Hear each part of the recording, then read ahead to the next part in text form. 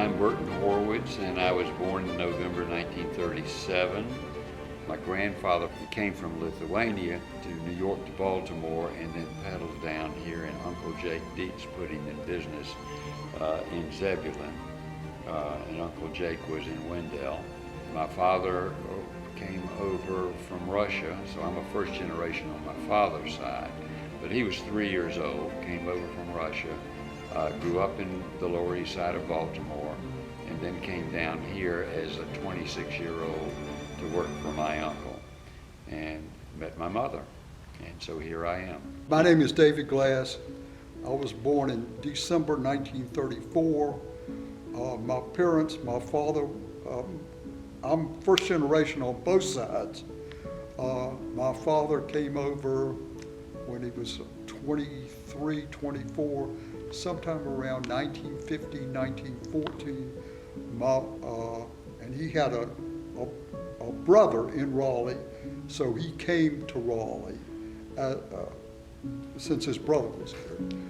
My mother's family migrated from Lithuania to Pittsburgh, Pennsylvania, and she came in 1909, 1910. I grew up in historical Oakwood on East Lane Street, and that was primarily the Orthodox Jewish community was Oakwood. We were in an apartment right across the street. We then moved to Harvey Street, which is in Hayes-Barton, the Hayes-Barton section, and that's really where I grew up. We moved there when I was 4 years old, and so I grew up there.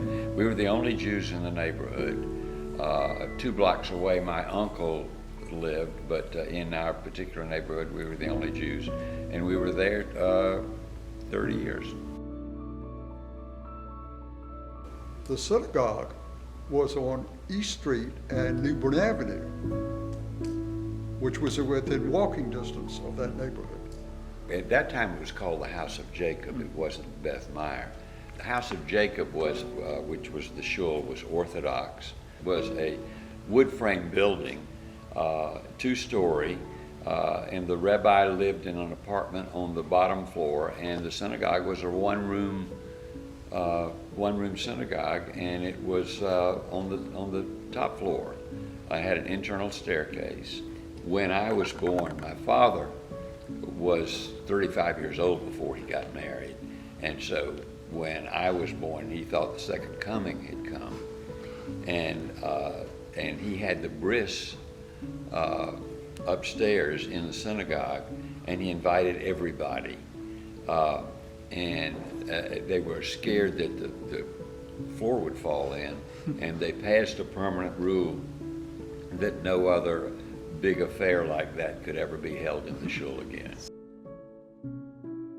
Most of the people that belonged were merchants, and they were down Willington Street, and the temple merchants were down Fayetteville Street, and they were just a shade above us. All of the people who lived on that corridor, that East Street, Lane Street corridor, lived there because they could walk to shul. That's right. And what they would do is, because they were all merchants, they would walk to shul on Saturday morning, for instance. They would have an early minyan so that they could walk downtown and open their stores. There were only 28 families in the synagogue, and several of those lived out of Raleigh. So that probably in Oakwood, there were probably 10, 12 families in the whole Oakwood area.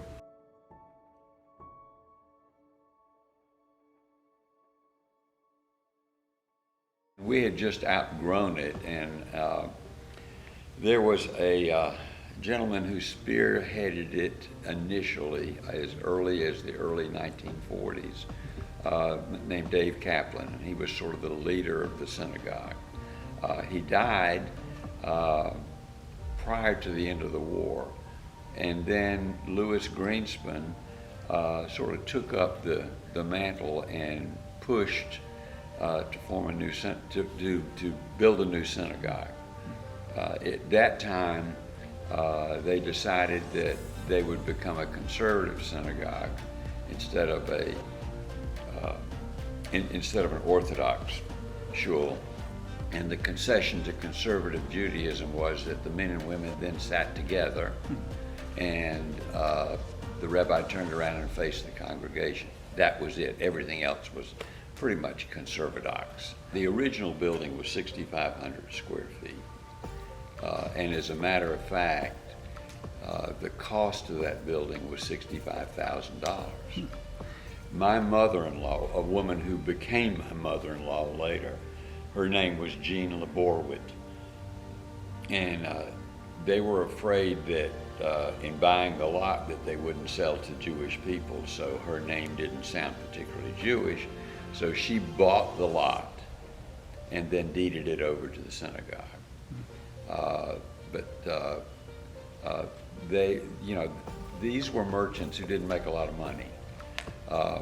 And so $65,000 was a lot of money. The chapel here in this synagogue consists of most of the furniture that came from the West Johnson Street. In World War II, the women established a USO. It was done under the auspices of the Jewish Welfare Board. Well, during World War II, You were too young. I was too young, but Butner, Camp Butner, was where a lot of the troops were stationed for maneuvers, and they would come into Raleigh at the USO. There were some marriages that came out of that USO. Yes. But the local women manned it, and they went up there and cooked and entertained for the soldiers. But that's, I was too young, but I do remember that, and I remember my mother along with his mother and all the local women, both from the temple and the shul, went and manned that USO. Volunteered all weekend, yes. Yeah. 1948, I think, there were frequently speakers coming into town, basically to raise money. Bond drives. Bond drives and that type of thing. It was quite a bit of discussion. There was no public discussion. The Jewish community basically kept quiet.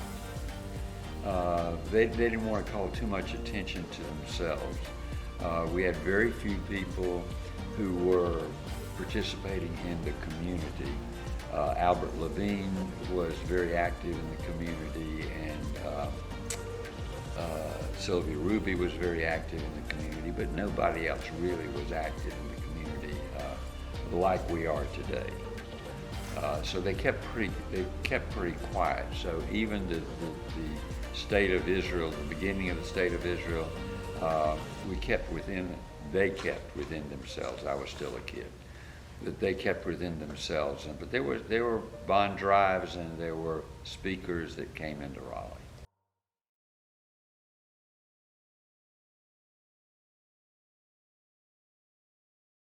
My folks spoke Yiddish if they didn't want the children to know what was going on, yes. My grandmother lived with us, and so inside the house when she was speaking, my father was fluent in Yiddish and my mother was okay in Yiddish, but like he said, when they didn't want us to know, but we knew. We went to Hebrew school on Monday, Tuesday, and Wednesday. And Thursday.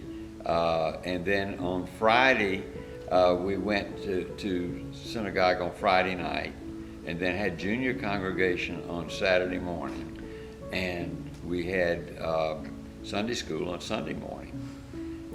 And so we were inundated. When we got to Bar Mitzvah, that was our Freedom Day. And as a matter of fact, he was already, I think he might have been in college by the time I was bar mitzvah.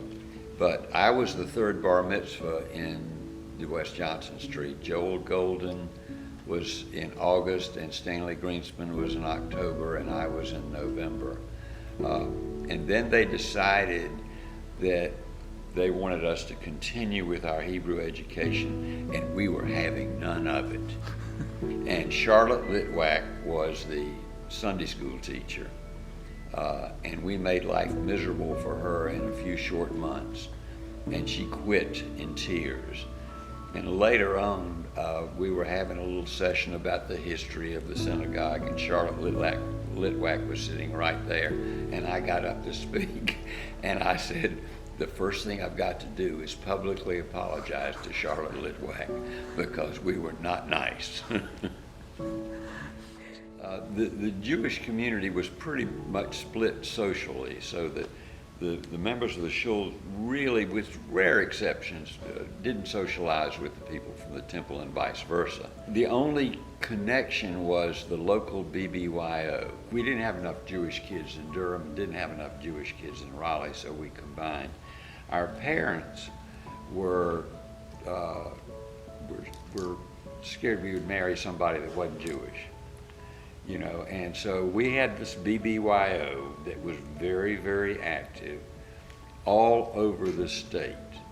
And so we had conventions, which were weekend parties in every city that you can in North Carolina: Fayetteville, Raleigh, Durham, High Point, Wilmington, Greensboro, Charlotte, Asheville, and they pushed us out. So in my age category, I know every Jew in North Carolina, and a lot of boyfriend, girlfriends, and some marriages occurred. I had a girlfriend in Kinston that she gave me the Dear John later on and broke my heart, but I did pretty well. So I've been married 56 years.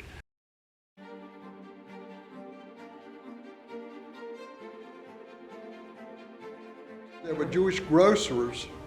One in particular was Gussie and I can't think of his name, Macklin. And interestingly enough, they employed two black brothers, and the brothers spoke Yiddish. They learned Yiddish from Gussie and her husband. Nat Marcus's Deli and the Amdursky Deli too, they were traditional delis, and they served corned beef and pastrami and tongue and knishes and all of those things. And Barbara Marcus was an excellent cook, and they became caterers too, so they catered all over the town.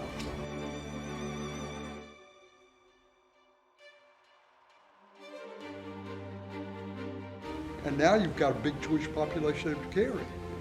And Cary might be the most affluent city in North Carolina. Yeah, because it was a planned community. As a matter of fact, when we left West Johnson Street to move here, there was a breakaway from our synagogue, and that became the Cary, what is it, Beth Shalom? Yeah, that breakaway was from our synagogue.